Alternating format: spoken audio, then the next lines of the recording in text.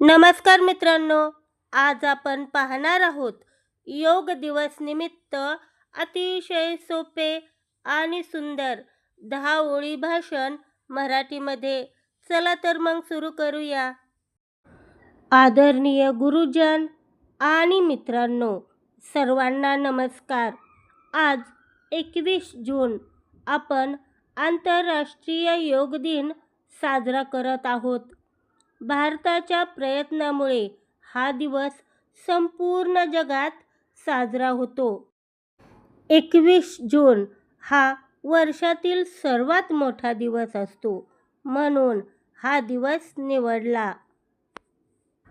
योग ही भारताने जगाला दिलेली आरोग्यदायी देणगी आहे.